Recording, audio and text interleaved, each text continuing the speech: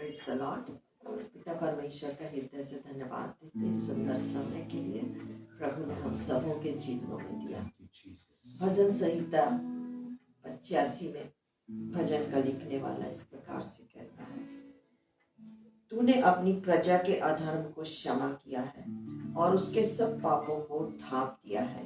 तूने अपने रोष को शांत किया है और अपने भड़के हुए कोप को दूर किया है। हे हमारे उद्धारकर्ता परमेश्वर, हमको पुनः स्थापित कर और अपना क्रोध हम पर से दूर कर। प्रिय भाई बहन, हमारा परमेश्वर हमारे अधर्म को क्षमा करने वाला परमेश्वर है। वो हमारे सब पापों को ढांप देने वाला परमेश्वर है। वो हमारा उद्धार करके हमें पुनः स्थापित करने वाला परमेश्वर है। वो हमें रिस्टोर और रिवाइव करने वाला परमेश्वर है। आइए उस सामर्थी परमेश्वर की स्तुति करें, उसके वचनों पर मनन करें। वंदे प्रभु, वंदे मसीह,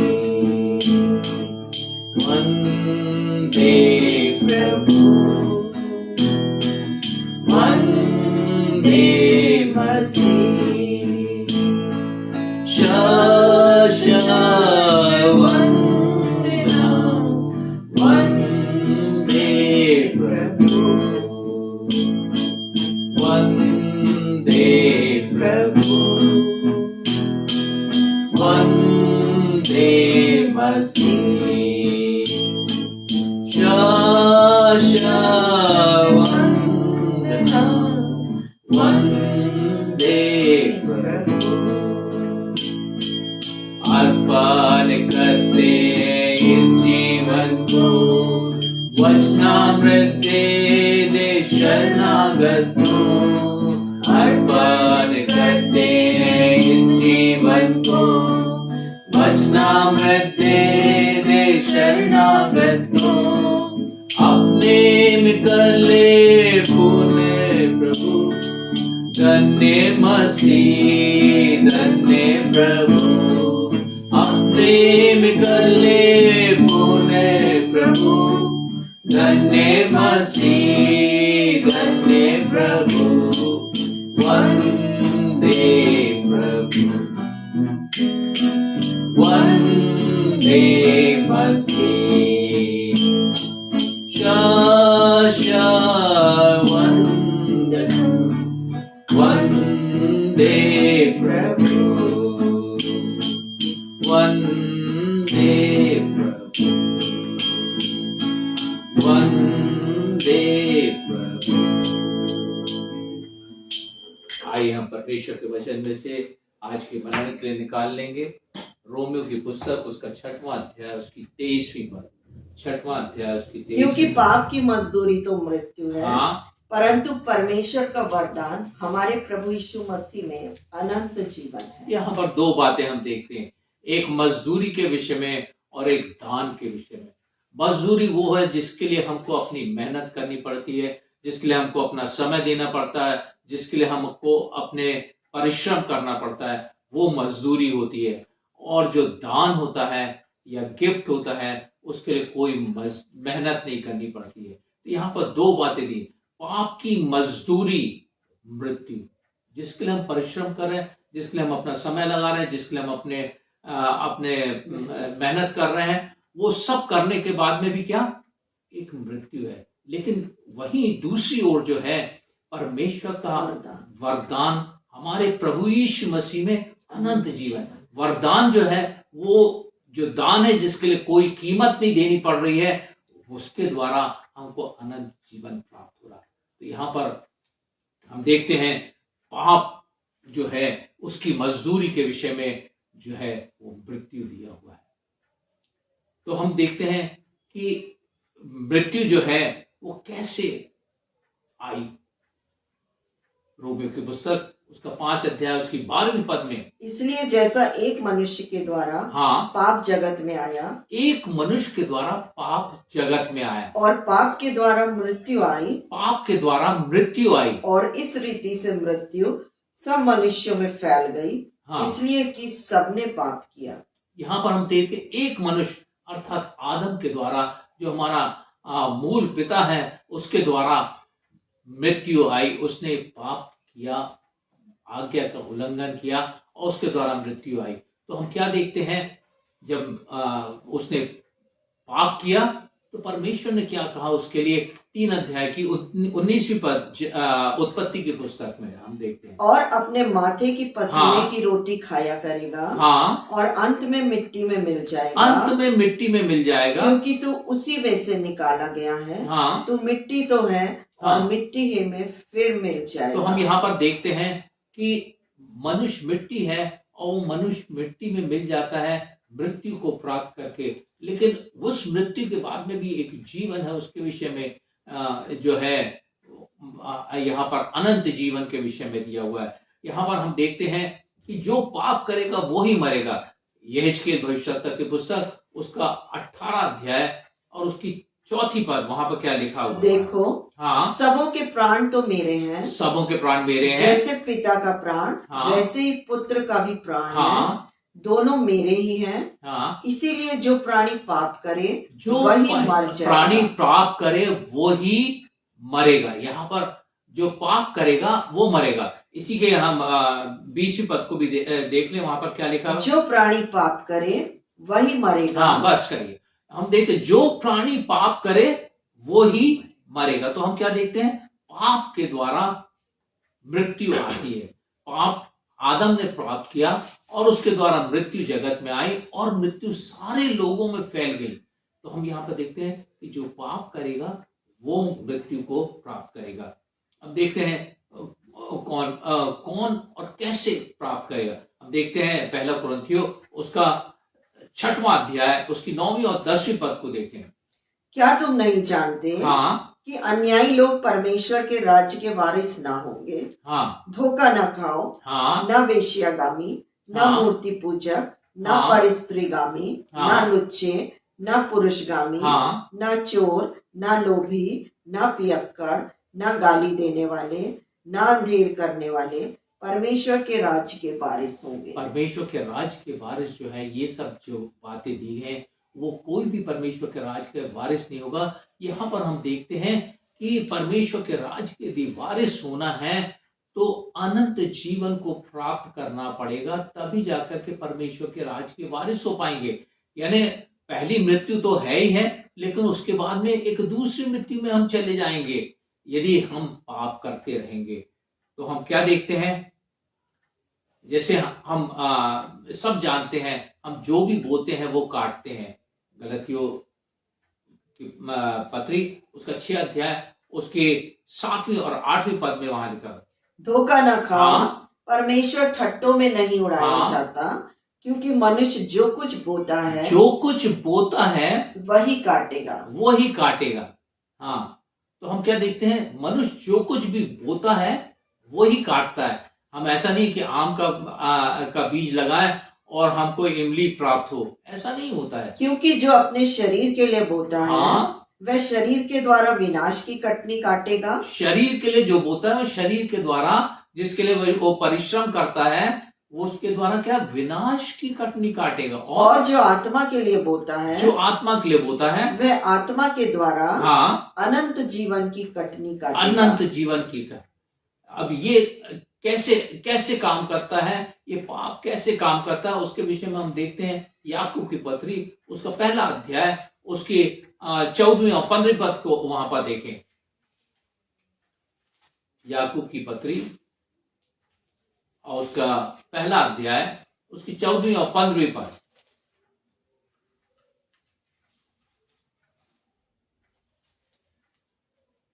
परंतु हाँ, प्रत्येक व्यक्ति अपनी अभिलाषा से खींचकर और फंसकर परीक्षा में पड़ता है। फिर अभिलाषा गर्भवती होकर के पाप को जन्मता है। पाप इस तरह से जन्मता है। ये कैसे आता है, हम अभिलाषा में पढ़ते हैं, अभिलाषा गर्भवती होती और पाप परीक्षा के द्वारा अभिलाषा में पढ़ते हैं, अभिलाषा के द्वारा पाप में पढ़ते हैं, और क्या, पाप आगे फिर अभिलाषा गर्भवती होकर पाप को जन्मता है। हाँ, और पाप जब बढ़ जाता है तो मृत्यु को उत्पन्न करता है। तो हम क्या देखते हैं कि पहले मनुष्य जो है अपनी अभिलाषा से खींच करके और फंस के पाप में पड़ता है, और पाप जब बढ़ जाता है तो मृत्यु को उत्पन्न करता है। तो ये जो है इस तरह से कार्य करता है। और हम यदि प्रकाशित वाक्य की पुस्तक उसका 21 अध्याय और उसकी 8वीं पद को देखें तो वहां पर क्या लिखा हुआ है?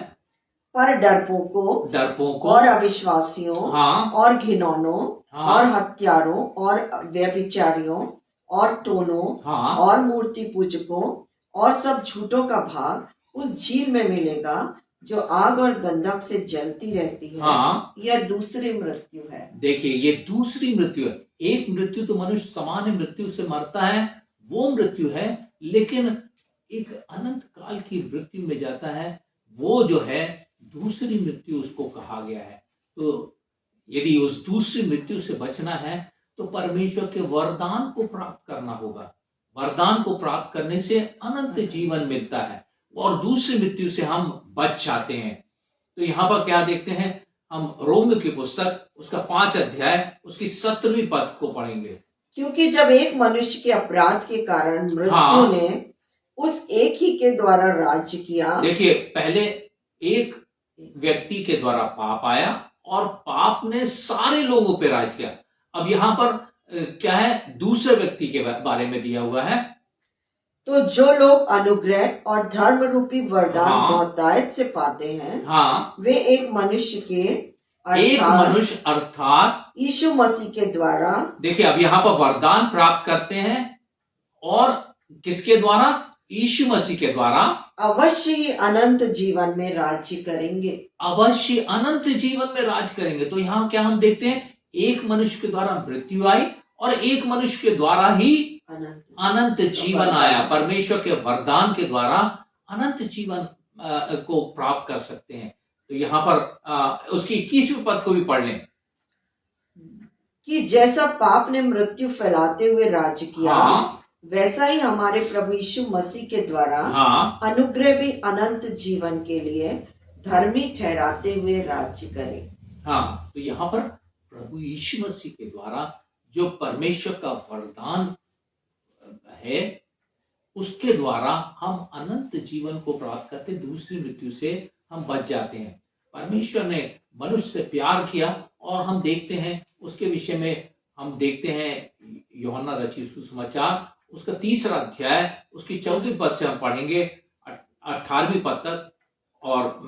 और जिस रीति, हाँ, से मूसा ने जंगल में सांप को ऊंचे, हाँ, पर चढ़ाया, हाँ, उसी रीति से अवश्य है कि मनुष्य का पुत्र भी ऊंचे पर चढ़ाया जाए। मनुष्य का पुत्र भी ऊंचे पे चढ़ाया जाए ताकि जो कोई